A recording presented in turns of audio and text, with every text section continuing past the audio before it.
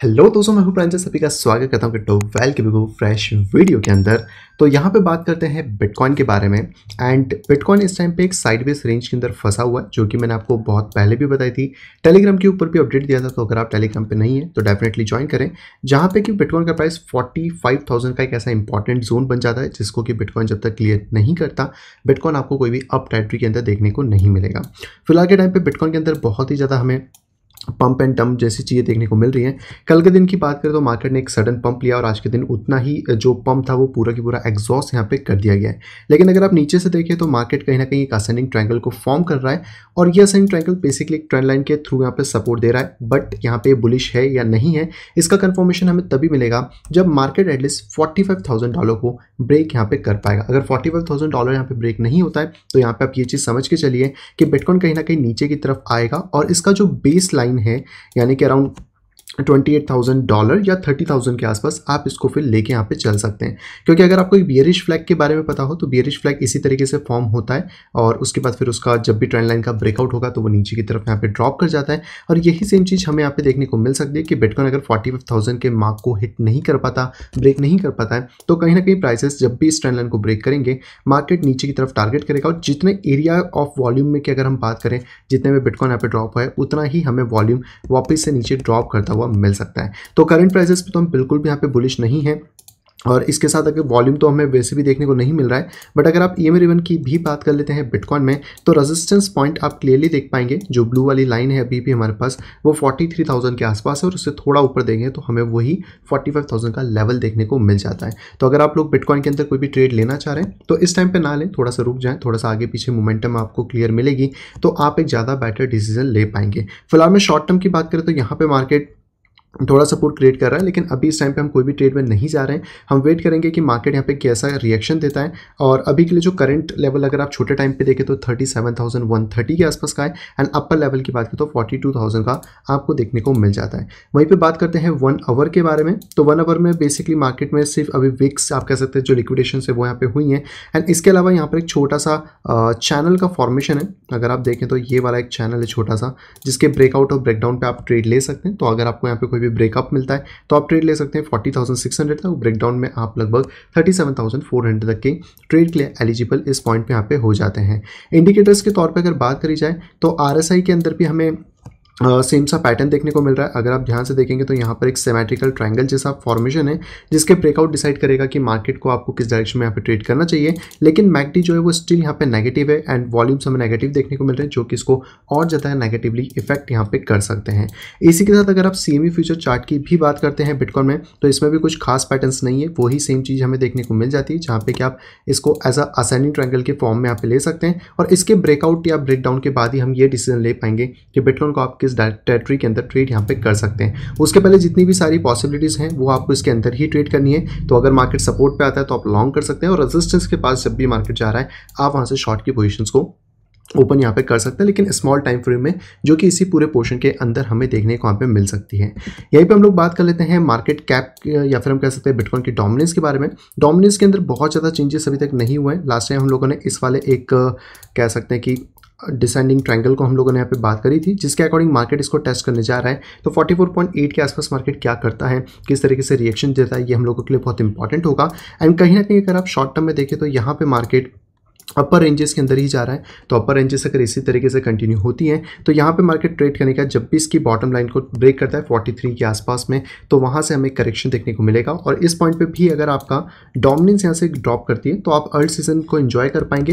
लेकिन अगर डोमिनेंस इसको ब्रेक कर जाती है, क्योंकि पैटर्न्स के साथ यही प्रॉब्लम है, किस तरफ ब्रेक करेंगे आप पहले से डिटरमाइन इतना अच्छे से नहीं कर सकते, तो हमें जो लेवल्स हैं उनके ऊपर फोकस यहाँ पे करके चलना होता है। यहीं पर हम लोग बात करते हैं अल्टकॉइन के मार्केट के डोमिनेंस के बारे में। एंड अल्टकॉइन की डोमिनेंस में स्टिल कोई भी चेंजेस अभी नहीं हुए हैं। लास्ट वीडियोस में हमने जो बात की थी 17.52, ये एक ऐसा लेवल है जिसका ब्रेक होना बहुत ज़्यादा इसेंशियल है। उसके बाद से मार्केट इस पर टकरा के कंटिन्यूस फॉल कर रहा है। इसका मतलब कि अल्ट कॉइन्स इस टाइम पे परफॉर्म नहीं कर रहे हैं, और जितने भी अल्ट कॉइन्स हैं वो तभी परफॉर्म कर पाएंगे जब मार्केट यहाँ से रिकवरी देना वापस स्टार्ट करे, या फिर इस लेवल को सपोर्ट बनाए और यहाँ से आप साइड में ब्रेकआउट आपको देखने को मिले। करंट पोजिशन में मे भी शायद आप यहाँ पे एक फॉलिंग वेज को फॉर्म होता हुआ देख सकते हैं स्मॉल टाइम फ्रेम के अंदर, लेकिन इसका ब्रेकआउट अगर होता भी है तो हम बहुत ज़्यादा तो नहीं, लेकिन हाँ शॉर्ट टर्म में 9 to 8% का जंप देख सकते हैं। तो उस टाइम पे हो सकता है 1 या 2 दिन तक हमें अल्ट सीजन देखने को मिले। बट इतना ध्यान रखें कि यहाँ पे जो भी करंट सपोर्ट बना हुआ है इस पूरे लेवल का 15.3, ये ब्रेक नहीं होना चाहिए। आप इसको थोड़ा पीछे से एक्सटेंड कर सकते हैं। ये लेवल अगर आपका ब्रेक होता है किसी भी कंडीशन में तो अल्ट सीजन आने में टाइम लगेगा और कहीं ना कहीं अल्ट्स यहाँ पे और ज़्यादा ब्लीड कर सकते हैं, जिसके बाद हमारे पास जो सेकंड वाला सपोर्टिव जोन होगा वो अराउंड 13.7 के आसपास हमें देखने को वहाँ पे फिर मिल पाएगा। नेक्स्ट यहाँ पे हम लोग बात करते हैं इथेरियम के बारे में। एंड इथेरियम भी साइडवेज चॉपी मार्केट में फंसा हुआ है। आप अगर यहाँ से लाइन लगाए तो आपको एक सिमेट्रिकल ट्रायंगल जैसा फॉर्मेशन थोड़ा देखने को मिल जाएगा। बट करंट अगर हम लोग बात करते हैं मेजर लेवल्स की, तो सबसे पहला लेवल तो अभी जो हमें मिल रहा है वो है 2743 का, यानी कि इस लेवल से दोबारा से रिजेक्शन हमें देखने को मिला है। लास्ट टाइम हमें इस जगह से रिजेक्शन था और यहाँ से रिजेक्शन था एंड कंटिन्यू रिजेक्शन अभी देखने को हमें मिल रहा है। इसकी जो बॉटम रेंजेस अगर आप देखने की कोशिश करते हैं तो वो 2400, जहाँ पे कि मार्केट को स्टेबल रहना चाहिए। 2400 तक अगर आपका करेक्शन आके बाउंस कर रहा है तो आप एक लॉन्ग पोजिशन ले सकते हैं, लेकिन 2400 किसी भी कंडीशन में ब्रेक कर जाता है तो मार्केट में आपको एक हैवीली करेक्शन देखने को मिलेगा। और इस चीज़ का ध्यान रखिए कि इथेरियम का जितना इसका साइज़ है, इतना अगर हम करेक्शन की बात करें तो इथेरियम $1490 तक के टारगेट्स हमें यहाँ पे ऑलमोस्ट दिखा रहा है। हालांकि इतना नीचे अभी तो मैं डिस्कस नहीं कर सकता, लेकिन हाँ हमारे पास जो लेवल होगा वो है 1724 के आसपास, यानी $1700, जहाँ तक एक करेक्शन एक्सपेक्टेड रहेगा। तो इस चीज़ का ध्यान रखें कि इथेरियम अगर आपका यहाँ पे $3000 को ब्रेक कर जाता है देन आप लॉन्ग की पोजीशंस डेफिनेटली क्रिएट करें। लेकिन अगर ये ब्रेक नहीं कर पाता है, इस वाले रेजिस्टेंस या इस वाले रेजिस्टेंस से मार्केट वापस से नीचे आने की कोशिश करता है, तो आप यहाँ से शॉर्ट कर सकते हैं। या फिर जब भी इसका जो सपोर्टिव लेवल है 2400 का ये ब्रेक होता है तब आप यहाँ से शॉर्ट कर सकते हैं 1700 के रेंजेस में आने के लिए। बाकी अगर आप EMA रिबन की बात करते हैं इस पोजीशन पे, मैं बाकी चीज़ों को ऑफ कर देता हूँ, तो यहाँ पे अभी भी जो रेजिस्टेंस है वो आपको 3000 के आसपास ही देखने को मिल रहा है, जिस लेवल को ऑलरेडी मैं आपको बता चुका हूँ। वॉल्यूम में कोई खास चेंजेस नहीं है। इंडिकेटर वाइज अगर आप बात करते हैं तो यहाँ पर वही सिमेट्रिकल ट्रायंगल जैसा आपको एक फॉर्मेशन देखने को मिल जाता है, यानी कि ब्रेकआउट एक जल्दी आने वाला है। तो अगर आप थोड़ा वेट कर रहे थे तो चॉपी रेंज में ट्रेड करने के बाद आप थोड़ा वेट करिए, आपको एक ब्रेकआउट मिलेगा तब आप ट्रेड कर सकते हैं। इंडिकेटर्स में वही है, यहाँ पे पूरा की पूरा सेल जोन जैसा हमें दिख रहा है, सेल की तरफ ही अभी मार्केट है। अभी तक तो कोई पॉजिटिव चेंजेस हुए नहीं है, पर मिड टर्म में अगर कोई पॉजिटिव चेंजेस हो तो एटलीस्ट 2740 के ऊपर मार्केट थोड़ा सा स्टेबल यहाँ पे फिर होना चाहिए। इथेरियम के अगर आप CME चार्ट में भी देखेंगे तो यहाँ पर भी कोई खास हमें गैप्स देखने को नहीं मिल रही है। एक ये वाली गैप है तो मे बी मार्केट इसको शायद फिल करे। ये वाली गैप आपको $2000 के आसपास देखने को मिलती है, पिछली बार पूरी तरीके से फिल नहीं हुई है, तो थोड़ा सा कॉशियस रहिएगा। और इसके नीचे जो हमारे पास बेस सपोर्ट है वो 1700, तो ये 2 टारगेट आप लेके चल सकते हैं जब भी मार्केट शॉर्ट पोजीशन की तरफ आपको देखने को मिल जाता है। नेक्स्ट अब हम लोग बात करते हैं लाइट कॉइन के बारे में। लाइट कॉइन का जो बेसिकली बेस है वो यहाँ पे ब्रेक हो चुका है और ये बिल्कुल भी एक अच्छी बात नहीं है, क्योंकि अगर आप इसको इस पोजीशन से लेने की कोशिश करते हैं तो ये पूरा जोन अब यहाँ पे एज अ रेजिस्टेंस की तरह एक्ट यहाँ पे कर रहा है। तो ये जो रेजिस्टेंस है, अब यहाँ से आपको कोई भी रिजेक्शन फेस करने को मिलता है, मार्केट अगर कोई भी क्लोजिंग्स यहाँ पे देता है दोबारा से, तो हम प्योरली शॉर्ट की तरफ जाएंगे। एंड स्टॉप की बात करें तो 115 के ऊपर रख सकते हैं, क्योंकि इसके ऊपर अगर मार्केट जाता है देन मार्केट में शॉर्ट टर्म यहाँ पे बुलिशनेस हो सकती है। लेकिन जब तक मार्केट इसके नीचे रहेगा, मार्केट कहीं ना कहीं हमें और ज़्यादा डाउनफॉल्स जाने की चांसेस यहाँ पे फिर दे सकता है। और इसके ऊपर अगर आप ट्रेंड लाइन पे ज़्यादा ट्रेड करना पसंद करते हैं तो यहाँ पर आप ट्रेंड लाइन को भी फॉर्म कर सकते हैं, जिसके अकॉर्डिंग मार्केट में बहुत ज़्यादा दूरी है। तो लगभग $115-116 को जब तक मार्केट ब्रेक नहीं कर रहा है तब तक मार्केट के चांसेस ड्रॉप के ही यहाँ पे बने हुए हैं।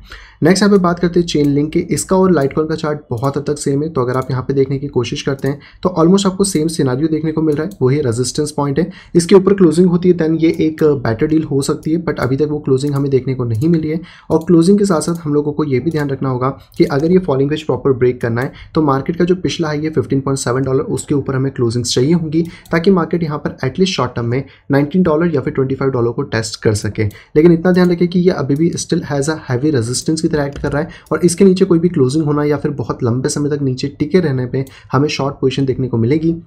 और यहाँ पे फॉलिंग वेज भले एक बुलिश पैटर्न है, पर एज अ बियरिश पैटर्न की तरह एक्ट भी कर सकता है। तो यहाँ पर जब ब्रेकआउट हो, रिट्रेसमेंट प्रॉपर्ली मिले, तब आप लॉन्ग का ट्रेड ले सकते हो। उससे पहले हमें लॉन्ग के ट्रेड पे अभी फिलहाल के टाइम में तो नहीं सोचना है कि हमें वहाँ पे जाना चाहिए। नेक्स्ट हम लोग यहाँ पे बात करते हैं बाइनेंस कॉइन के बारे में। इसका भी ऑलमोस्ट सेम सा सिनेरियो, तो आप देख सकते हैं एकदम ट्रेंड लाइन के ऊपर है और यहाँ पे पोजीशन ऐसी है कि ये कभी भी यहाँ पे ब्रेक अगर करता है तो आपको जो क्लोजिंग्स अगर मिलती हैं $355 के नीचे, तो मार्केट यहाँ पे करेक्शन ले सकता है। और जितनी हाइट हम लोग इसकी लेके चल सकते हैं उसके अकॉर्डिंग जो करेक्शन पॉइंट है वो हमें $288 के आसपास आता हुआ यहाँ पे मिल सकता है। तो अगर आप थोड़ा सा वेट कर रहे थे तो आई थिंक ये लेवल्स आपके लिए बेटर अपॉर्चुनिटीज़ यहाँ पे क्रिएट करेंगे। तो यहाँ पे लगभग आप $260 तक के अपने मेजर या माइनर टारगेट्स को लेके यहाँ पे चल सकते हैं। इसके ऊपर भी अगर आप फॉर्मेशन देखना चाहते हैं तो यहाँ पे एक सिमेट्रिकल ट्रायंगल का फॉर्मेशन है, और अगर आपको कोई भी लॉन्ग पोजीशन क्रिएट करनी है या आप सोच रहे हैं तो एटलीस्ट आपको वेट करना होगा $424 के ब्रेक होने का। ये जब तक बाइनेंस कॉइन में ब्रेक नहीं होता तब तक हम कोई भी लॉन्ग पोजीशन की तरफ नहीं जा सकते हैं। नेक्स्ट यहाँ पे बात करते हैं XRP थोड़ा सा बुलिश डेफिनेटली इस पॉइंट पर हमें देखने को मिला था, जिसके अकॉर्डिंग मार्केट यहाँ पे सपोर्टिव रेंजेस बनाई है। तो आपको अब इसी सपोर्ट पर थोड़ा सा ध्यान देना चाहिए, क्योंकि यहाँ से अगर आपका मार्केट 0.7 के नीचे ब्रेक कर जाता है दैन ये एक वर्स्ट सिनेरियो होगा जो कि मार्केट को होल्ड फिर यहाँ पे कर पाए। हालांकि XRP में हमें थोड़ा सा वेट करना चाहिए, क्योंकि यहाँ पे जो मेजर ट्रेंड लाइन है ये अभी भी टेस्ट आउट नहीं हुई है। तो अगर प्राइसेस में कोई उछाल आता है या फिर शॉर्ट टर्म हमें कोई बाउंस देखने को मिले तो वो 28% के आसपास हो सकता है। बट इतना ध्यान रखें कि इसमें भी अलग अलग लेवल्स हमें देखने को मिल रहे हैं, और इन अलग लेवल्स के अकॉर्डिंग अगर हम देखें तो करंट वाला जो भी हमारा ये पूरा की पूरा लेवल है जो आपको 0.7 के आसपास मिलता है, ये एक इंपॉर्टेंट लेवल है जिसका अगर कोई भी ब्रेकडाउन होता है तो मार्केट 0.5 तक फिर नीचे टेस्ट आउट यहाँ पे कर सकता है। तो 2-3 लेवल्स है जिनके ऊपर आप फोकस रख के यहाँ पे फिर चल सकते हैं। नेक्स्ट हम लोग बात करते हैं नियो के बारे में, एंड नियो की भी सेम कहानी है, जहाँ पे कि आपको अभी भी स्टिल एक रेजिस्टेंस देखने को मिल रहा है 24 से लेकर $25 के बीच में, और अगर आप इसको थोड़ा अप डाउन करते हैं तो आपको यहाँ पे सिमिलर सी चीज़ें देखने को मिल जाती हैं। तो यहाँ पे आप ये चीज़ का ध्यान रख सकते हैं कि मार्केट अब कोई भी अगर करेक्शन देता है या फिर कोई भी आपको मोमेंटम मिलता है तो आप शॉर्ट की पोजीशन क्रिएट कर सकते हैं एटलीस्ट $26 तक। 26 के ऊपर अगर मार्केट जाता है दैन फिर आप लॉन्ग की पोजीशन की तरफ यहाँ पे डेफिनेटली मूव ऑन कर सकते हैं। तो अभी के लिए जो हमारा स्ट्रॉन्ग सपोर्ट यहाँ पे बनेगा वो बनेगा अराउंड $13 से लेकर अगर हम लोग बात करते हैं तो $14.24। तो अगर कोई भी शॉर्ट पोजीशन क्रिएट कभी होती है तो हम 30% का एक एक्सपेक्टेड मूव यहाँ पे एक्सपेक्ट कर सकते हैं, जो कि हमें नियो में देखने को फिर मिल सकता है। नेक्स्ट यहाँ पे बात कर लेते हैं डॉट कॉइन के बारे में। डॉट में भी फिलहाल में और ज़्यादा करेक्शंस अभी तो नहीं थे, बट आप ये कह सकते हैं कि कहीं ना कहीं मार्केट अभी अपने पिछले हाई 19.50 को ब्रेक नहीं कर पाया, और यही एक रीज़न बन सकता है जहाँ पे कि डॉट कॉइन भी हमें एक करेक्शन यहाँ पे होता हुआ मिले। फिलहाल में थोड़ा सपोर्ट के आसपास है 16.28, इसको ब्रेक नहीं करना चाहिए। तो आपको डॉट के इस लेवल के ऊपर फोकस करना चाहिए, और 16.28 के नीचे आता है देन आप फिर शॉर्ट की पोजिशन ले सकते हैं, जहाँ पे आप मेजॉरिटी $10 तक के टारगेट्स को फिर अचीव यहाँ पे कर पाएंगे। नेक्स्ट हम लोग यहाँ पे बात करते हैं बिटकॉइन कैश की। ऑलमोस्ट सिमिलर से चार्ट हैं जो कि आपको सभी जगह देखने को मिल जाते हैं। अपर ट्रेंड लाइन यहाँ पर है, डिसेंडिंग ट्रायंगल का एक फॉर्मेशन बन रहा है, एंड मार्केट अगर इसके बेस लाइन $270 को ब्रेक करता है तो जितनी इसकी हाइट आपको यहाँ पे देखने को मिलती है अप्रॉक्स $185 तक यहाँ पे जो मार्केट है फिर वो टेस्ट आउट यहाँ पे कर सकता है। तो अगर आप किसी भी अभी पैटर्न के अंदर देखेंगे या किसी भी फॉर्मेशन को देखेंगे तो वो स्टिल यहाँ पे नेगेटिव ही हमें शो कर रहा है। एंड अगर आप बिटकॉइन कैश में भी कुछ पॉजिटिवनेस चाहते हैं तो एटलीस्ट हम लोगों को ये जो लेवल है 345 362 इसका ब्रेक होना बहुत एसेंशियल है। इसके ऊपर अगर मार्केट नहीं आता है तो बिटकॉइन कैश भी करेक्शन के मोड में यहाँ पे कंटिन्यू करने वाला है। नेक्स्ट यहाँ पे हम लोग बात करते हैं सोल के बारे में, जिसमें भी बहुत सारे दोस्त अभी होंगे, और सोल के लिए भी यही कहना चाहूँगा कि मार्केट स्टिल अभी भी डाउन ट्रेंड के अंदर है। ये वाला जो लेवल था ये स्टिल अब यहाँ पे एक रेजिस्टेंस की तरह एक्ट कर रहा है, थोड़ा आइट साइड ये सपोर्ट रेजिस्टेंस के अगर आप पास में देखने की कोशिश करें तो अगर आप इसको थोड़ा नीचे करते हैं तो करंटली एज अ सपोर्ट की तरह एक्ट करेगा। लेकिन इतना ध्यान रख सकते हैं कि मार्केट $81 को अगर ब्रेक करता है तो सोल के लिए बिल्कुल भी अच्छा नहीं, क्योंकि डिसेंडिंग ट्रायंगल यहाँ पे भी फॉर्म हुआ है। डिसेंडिंग ट्रायंगल के 70% चांसेस होते हैं कि वो नीचे की तरफ ब्रेक करे, और अगर ये नीचे करा तो $57 तक मार्केट यहाँ पे आ सकता है। यानी कि जो इसका पिछला कह सकते हैं हाई लेवल्स हैं, एक है $49 का और दूसरा आपको मिल जाता है अराउंड $56। इन दो लेवल्स में हमें फोकस करना होगा कि अगर किसी भी कारण से $81 का यहाँ पे जो ब्रेकआउट है नीचे की तरफ हमें देखने को मिलता है तो मार्केट का करेक्शन 56 से 49 के आसपास यहाँ पे फिर बन सकता है। नेक्स्ट हम लोग यहाँ पे बात करते हैं कार्डिनो, हमारा जो लास्ट कॉइन है, और इसको मैं आपको पिछले मंथ ही बता चुका था कि मार्केट जो है उसने एक इंपॉर्टेंट लेवल को ब्रीच कर दिया है, जिसके बारे में मैंने आपको इस पॉइंट पर ऑलरेडी बताया था कि मार्केट अगर इसको टेस्ट कर भी लेता है तो यहाँ से ड्रॉप होने के चांसेस ज़्यादा है, और इसके रिजेक्शन हमें यहाँ पे क्लियर कट देखने को मिला है। करंट पोजीशन भी सिमिलर सी चीज बता रही है। अब मार्केट 0.84 के आसपास अपना एक छोटा रेजिस्टेंस यहाँ पे बनाया हुआ है। तो इतना ध्यान रखें कि मार्केट अगर इसको यहाँ पे ब्रेक करता है, वापस से अपर साइड नहीं जा पाता है, तो मार्केट इसको नीचे की तरफ करेक्शन की तरफ लेगा, और यहाँ पे जो करेक्शन है वो अराउंड 0.68, और दूसरा अगर हम लोग टारगेट देखें तो 0.49 तक मार्केट यहाँ पे फिर ड्रॉप भी कर सकता है। आज के दोस्तों सबसे पहली न्यूज़ की अगर यहाँ पे बात करें तो यार ये यूएसए की तरफ से, जहाँ पे जो यूएसए का इन्फ्लेशन रेट है वो बहुत ही ज़्यादा हमें देखने को मिला है। 7.9% हमें इस साल 2022 के अंदर ये इन्फ्लेशन रेट देखने को मिला है। पिछले साल की बात करें तो 7% था, उससे पहले इन्फ्लेशन रेट बहुत कम हुआ करता था, लेकिन 2019 में जो कोविड आया था उसकी वजह से जो मास प्रिंटिंग्स हुई हैं उसने कहीं ना कहीं बहुत ज़्यादा इफेक्ट करा है, जिसकी वजह से ये इन्फ्लेशन रेट बहुत ज़्यादा बढ़ गया है।